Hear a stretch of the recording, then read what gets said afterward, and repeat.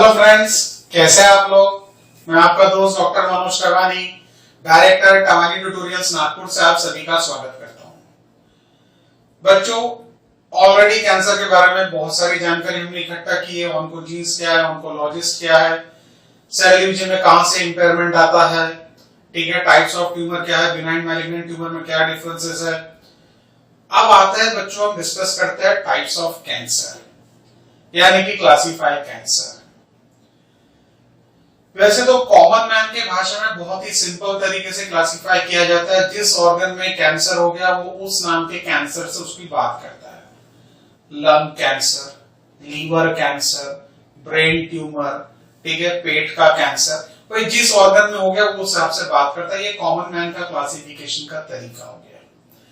पर साइंस में साइंटिफिकली उसको क्लासिफाई कैसे करते हैं वो डिपेंड करता है कि कौन से टाइप के टिश्यू से वो कैंसर अराइज हो रहा है। टिश्यू से, कौन से टाइप के सेल से वो कैंसर अराइज हो रहा है, उस हिसाब से हम उसको साइंस में क्लासिफाई करते हैं। साइंटिफिक क्लासिफिकेशन बेस्ड है, बेस्ड ऑन द टिश्यू, कौन से सेल्स कैंसर को जन्म दे रहे हैं, उस हिसाब से क्लासिफाई करते हैं कैंसर को, यानी कि टाइप्स ऑफ कैंसर हम वर्कआउट करते हैं। तो based on the tissue system बच्चों, हम लोग 5 डिफरेंट टाइप के कैंसर्स की बात करेंगे। कितने? 5 डिफरेंट टाइप के कैंसर्स के हम आपसे बात करेंगे। One by one we will discuss in the chronological order. सबसे पहले हम देखते हैं कार्सिनोमा, जो कि सबसे डोमिनेटिंग टाइप ऑफ कैंसर है आउट ऑफ दोस 5 जो अभी हम डिस्कस करने वाले हैं। तो सबसे पहला कैंसर जो हम शेयर करेंगे बच्चों आपके साथ, उसका नाम है कार्सिनोमा। तो अभी आते हैं सबसे पहले कार्सिनोमा क्या चीज है उस पर हम बात करेंगे। कार्सिनोमा जो है cancer that arises from epithelial tissue. कौन से टिश्यू की हम बात कर रहे हैं बच्चों? एपिथेलियल टिश्यू की हम बात कर रहे हैं। अब एपिथेलियल टिश्यू नॉर्मली कहां मिलेगा आपको? बॉडी के या ऑर्गन्स के कवरिंग पे मिलेगा। बॉडी के या ऑर्गन्स के कवरिंग पे आपको मिलेगा, जो उसकी आउटर कवरिंग होती है उस पे आपको मिलेगा।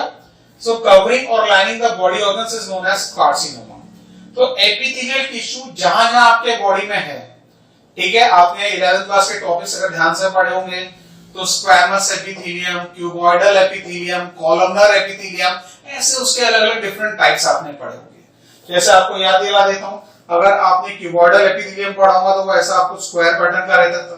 कॉलमनर एपिथेलियम पढ़ा हो तो ऐसा रेक्टेंगल पैटर्न का मिलता था आपको, या फिर ऐसा भी हो सकता है रेक्टेंगल पैटर्न का।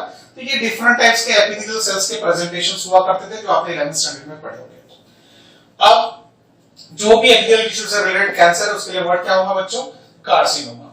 Now it includes breast cancer, lung cancer, cancer of stomach, skin cancer. ये सभी कैंसर जो है बच्चों कार्सिनोमा कैटेगरी में आते हैं। और कार्सिनोमा, देखो बच्चों कैंसर्स के नाम में ना ये वर्ड बड़ा कॉमन है, OMA। क्या नाम कॉमन है बच्चों? OMA, carcinoma. ठीक है, आपको नॉर्मली जो भी वर्ड के एंडिंग अल्फाबेट्स में OMA दिखेगा, ओ मां। क्या? ओ मां। वही मरने के पहले मां को याद कर ले, मजाक से बोल रहा हूं, ओ मां। ठीक है, तो नॉर्मली समझ जाना कि आप किसी न किसी कैंसर के रेफरेंस में बात कर रहे हो। एंडिंग अल्फाबेट्स OMA, ओ मां। ठीक है, आगे बढ़ते हैं। चलिए बच्चों, अब टाइप्स ऑफ कैंसर यानी क्लासिफिकेशन ऑफ कैंसर का हम लोग सेकंड हेडिंग डिस्कस करेंगे। फर्स्ट हेडिंग हमने पढ़ा कार्सिनोमा, और सेकंड पॉपुलर जो कैंसर है उसका नाम है बच्चों सार्कोमा। क्या नाम है इसका? Sarcoma. Now you know sarcoma नाम का जो प्रॉब्लम है ना बच्चों, देखिए इसमें भी एंडिंग अल्फाबेट्स क्या है बच्चों? ओमा, OMA। ठीक है, अब जो कनेक्टिव टिश्यूज होते हैं बॉडी के, कनेक्टिव टिश्यू जो आपने 11th स्टैंडर्ड में पढ़े होंगे, connective tissues are found in bones, connective tissues are found in cartilage, connective tissues are found in muscles. जो स्केलेटन वाला टॉपिक पढ़े थे ना बच्चों आप लोगों ने, मसल्स जॉइंट्स वाला, उस टॉपिक की हम बात कर रहे हैं, उसमें आपको कनेक्टिव टिश्यूज मिलते हैं। ठीक है, so cancer that arise from connective tissues, ठीक है, इज कॉल्ड एज सार्कोमा। यानी कि एपिथेलियल टिश्यू से जो अराइज हो रहा है, जो कवरिंग ऑफ द बॉडी का है, कवरिंग ऑफ द ऑर्गन का है, उसके लिए वर्ड है बच्चों कार्सिनोमा। और अब जो हम पढ़ रहे connective tissues which are found in muscles, bones, cartilage etcetera, we are calling it as sarcoma. अब कैसे याद रखेंगे शब्द को? कार्सिनोमा में तो कार वर्ड आता है, ठीक है, कार्सिनोमा में कौन सा वर्ड आता है? CIN सिन, कार्सिनोमा। इसको कैसे याद रखेंगे? सार्कोमा को सरकोनामा बाजू में, सरकोनामा बाजू, सरको मतलब बाजू में हटो, तो सरकोमा सार्कोमा याद रखने की कोशिश करें। अब बोन ट्यूमर्स, हड्डी में अगर हो रहा है तो हड्डियों के सेल को बोलता है बच्चों ऑस्टियोसाइट्स, ये तो ऑलरेडी आप 11th स्टैंडर्ड में पढ़े। हड्डी की स्टडी, बोन की स्टडी को बोलते हैं ऑस्टियोलॉजी, वो भी आपने 11th स्टैंडर्ड में पढ़ा है।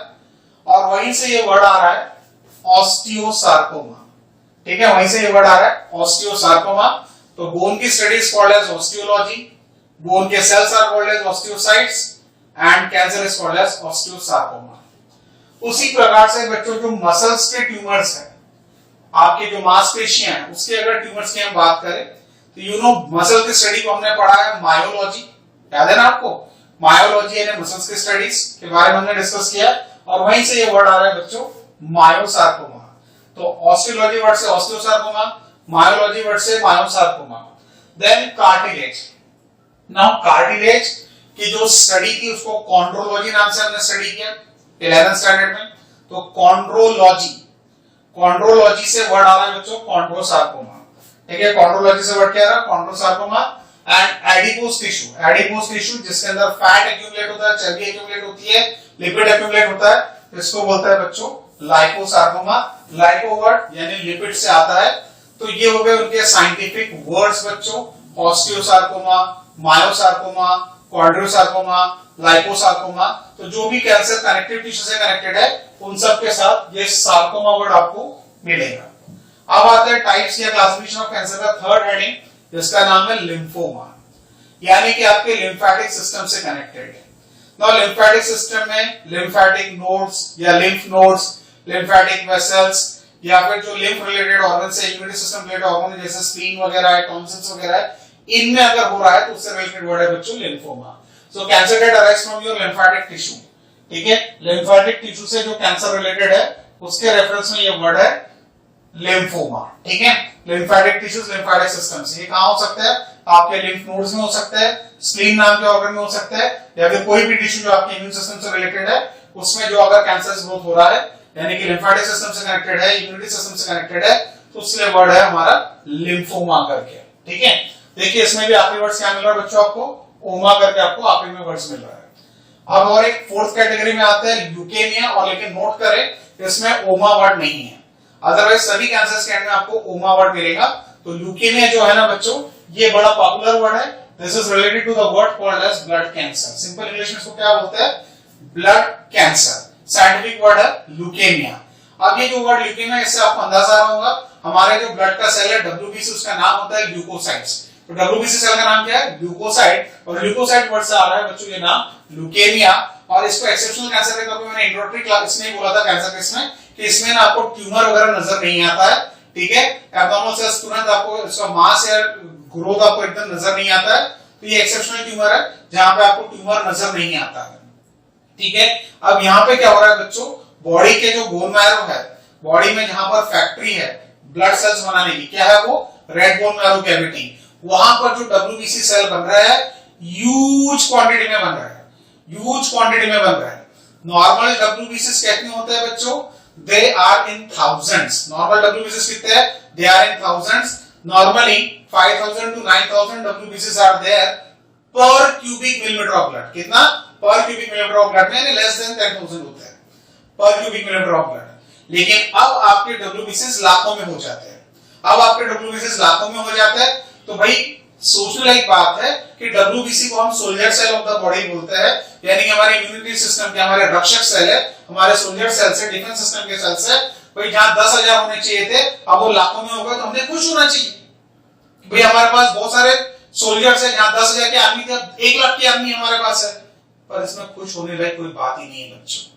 मेरे को बताओ, क्या 10,000 फिजिकली फिट कमांडोज ज्यादा अच्छा बैटल लड़ सकते हैं या 1 लाख फिजिकली हैंडीकैप्ड सैनिक अच्छी लड़ाई लड़ सकते हैं? सोचो बच्चों, जवाब दो। क्या लगता है आपको? 10,000 फिजिकली फिट कमांडोज ज्यादा अच्छा लड़ाई लड़ सकते हैं, बैटल लड़ सकते हैं, या 1 लाख फिजिकली अपाहिज हैंडीकैप सैनिक ज्यादा अच्छी लड़ाई लड़ सकता है? सोचिए बच्चों।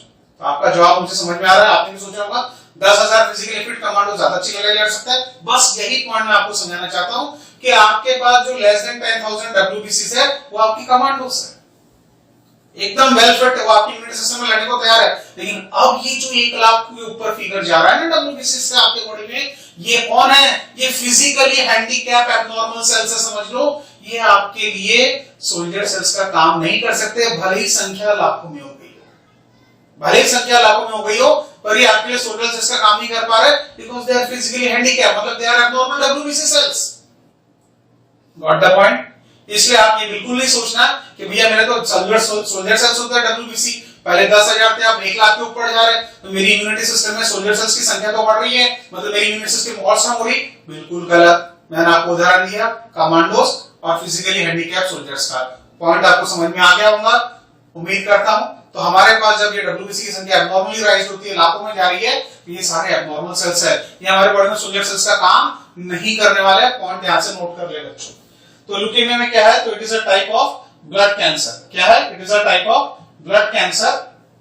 अब यहां पर एक्सेसिव फॉर्मेशन क्या हो रहा है? एक्सेसिव फॉर्मेशन ऑफ WBC हो रहा है, जिसका नाम क्या है बच्चों? ल्यूकोसाइट। और ल्यूकोसाइट वर्ड से क्या आ रहा है ना? ल्यूकेमिया। इसमें ओमा वर्ड नहीं है, नोट कर ले बच्चों, ठीक है। अब ये ल्यूकोसाइट कहां बनता है? आपको पता है, रेड बोन मैरो में बनता है, ठीक है। Now people suffering from leukaemia have very high leukocyte count. जैसे कहा मैंने, लाखों में जा सकता है। The blood contains millions of abnormal immature WBCs और leukocytes that are incapable of fighting infection। वही मैं आपसे कह रहा था कि ये फिजिकली हैंडीकैप है, immature WBCs है, ये लड़ाई लड़ने के आपके काम में नहीं आएंगे। These are various types of leukemia such as monocytic leukemia। Monocytic leukaemia बोला तो मोनोसाइट्स नाम के जो हमारे WBC सेल है उनकी संख्या नॉर्मली राइज हो जाएगी। लिम्फोब्लास्टिक ल्यूकेमिया यानी कि लिम्फोसाइट नाम के WBCs जो है उनकी संख्या रेस हो जाएगी। तो डिपेंड करता है, आपको याद है WBCs के 5 टाइप थे बच्चों, ठीक है ना। पहले 2 टाइप थे, ग्रैन्युलोसाइट और एग्रानुलोसाइट। ग्रैन्युलोसाइट के कितने टाइप थे? 3 टाइप। कौन कौन से? एसिडोफिल या ईओसिनोफिल, बेसोफिल और न्यूट्रोफिल, ये 3 टाइप के सेल थे।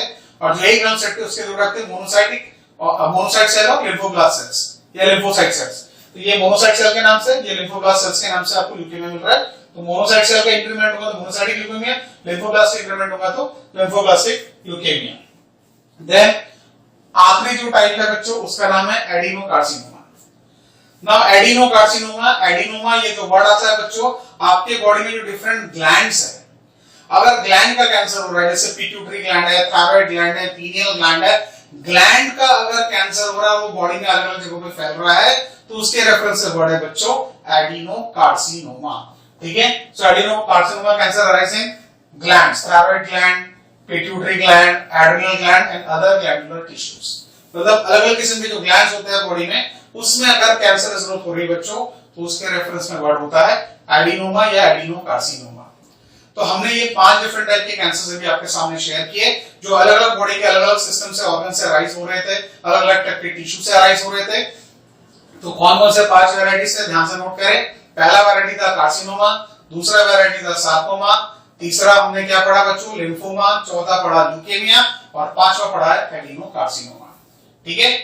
इसमें भी आप ध्यान से देखेंगे बच्चों, इसमें भी आपकी वर्ड क्या आ रहा है? ओमा, या फिर एडिनोमा बोलेंगे तब भी उसमें आपकी वर्ड क्या मिलेगा? ओमा। यानी हर कैंसर के नाम में नॉर्मली आखिरी शब्द क्या मिलता है? OMA, ओमा, एक्सेप्ट कौन सा? ब्लड कैंसर, जिसमें ओमा वर्ड आपको नहीं मिल रहा था। तो उम्मीद करता हूं बच्चों आपको टाइप्स यानी क्लासिफिकेशन ऑफ कैंसर अच्छे समझ में आया होगा। मिलते हैं आपसे नेक्स्ट वीडियो में। Till then bye bye, thank you.